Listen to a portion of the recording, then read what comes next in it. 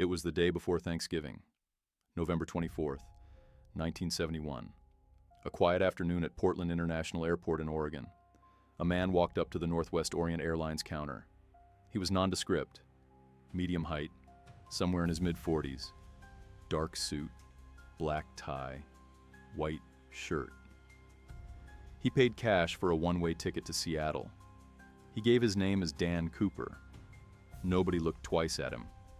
Flight 305 took off just after 3 in the afternoon. There were 36 passengers on board. Cooper sat in the back, near the rear of the plane. He ordered a bourbon and soda and paid for his drink. He seemed calm, relaxed, unremarkable. About 20 minutes into the flight, he called one of the flight attendants over. Her name was Florence Schaffner. He handed her a note. She assumed it was a phone number. She slipped it into her pocket without reading it. Cooper leaned over and said quietly, "You'd better look at that note." She read it. The note said he had a bomb in his briefcase. He wanted $200,000 in cash. He wanted 4 parachutes. He wanted a fuel truck standing by in Seattle. If his demands were not met, he would detonate the bomb. Florence Schaffner later said he was the most calm person she had ever seen in her life. She went to the cockpit. The pilots contacted air traffic control in Seattle. The FBI was notified. The airline agreed to pay. The plane circled Seattle for 2 hours while authorities scrambled to gather the money. $200,000 in $20 bills. The FBI photographed every single note and recorded every serial number. When the plane finally landed in Seattle, Cooper released all 36 passengers. He kept the crew, the pilots, the flight engineer, and 2 flight attendants. He collected the money and the 4 parachutes. Then, he told the pilots to take off again. Destination, Mexico City. But they were not going to make it to Mexico. Cooper had other plans. The plane took off from Seattle just after 7:30 in the evening. It was dark. It was raining. The temperature outside was below freezing. Somewhere over the forests of Washington State, Cooper told the remaining flight attendant to go to the cockpit and stay there. She never saw him again. At approximately 8:13 in the evening, the crew felt a pressure change in the cabin. The rear staircase of the Boeing 727 had been lowered. Someone had opened the back door. By the time the plane landed in Reno, Nevada, Cooper was gone. He had jumped into the night, into the rain, into the dark forests of the Pacific Northwest, with $200,000 strapped to his body. Nobody saw him land. Nobody saw him again. To this day, nobody knows if he survived. The FBI launched one of the largest manhunts in American history. They called it Operation Norjack, Northwest Hijacking. Hundreds of agents were deployed across Oregon and Washington State. Helicopters swept the forests. Ground teams searched rivers and mountains. The military was brought in to assist. They found nothing. Over the following months, investigators interviewed thousands of people.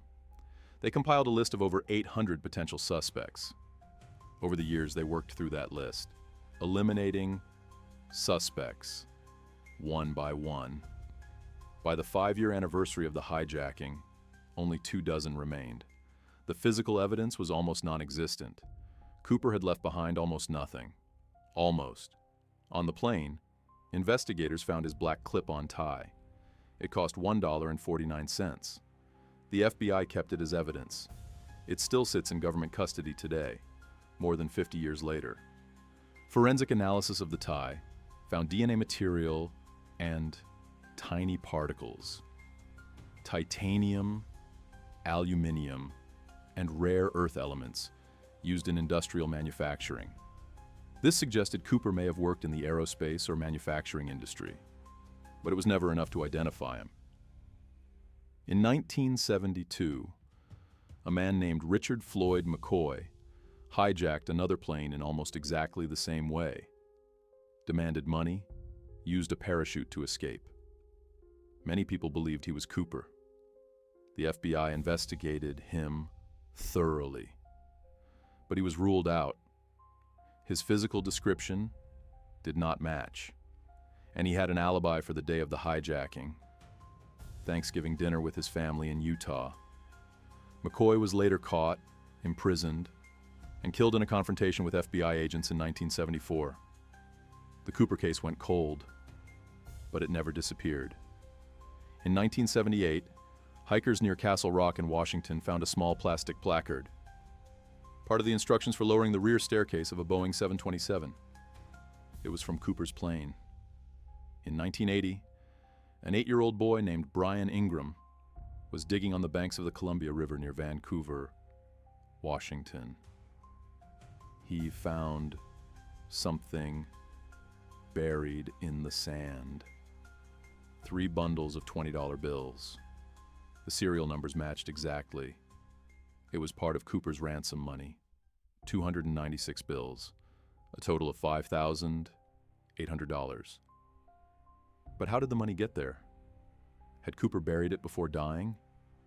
Had the money washed downstream over 9 years? Nobody could explain it, and no more money was ever found. In 2016, after 45 years and hundreds of investigators, the FBI officially closed the case.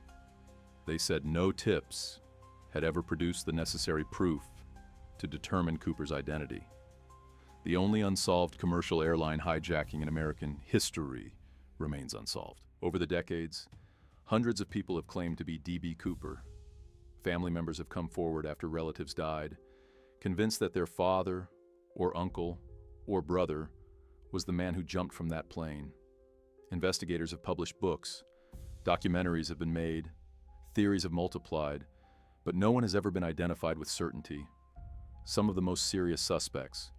Robert Rackstraw was a former paratrooper, an Army veteran with an extensive criminal record.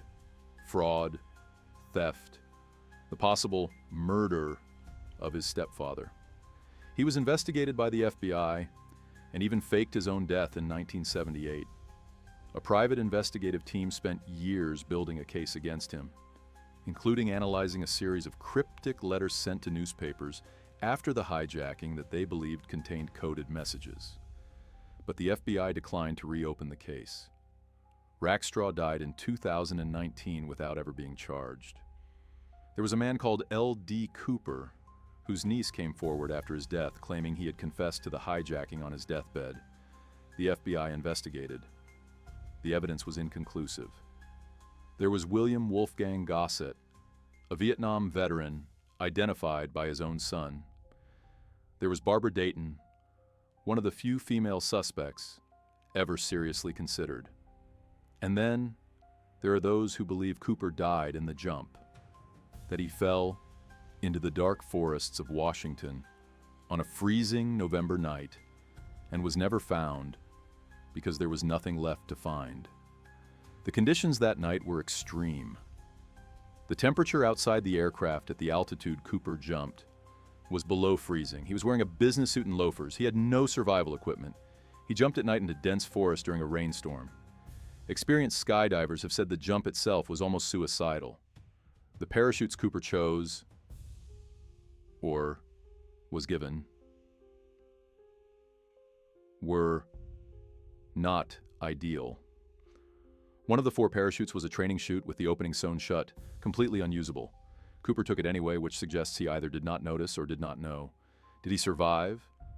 Did he walk out of those forests with $200,000 and disappear into a new life somewhere? Or did he die that night, swallowed by the dark forests of the Pacific Northwest, leaving behind nothing but 3 bundles of weathered bills on a riverbank and a $1.49 clip-on tie?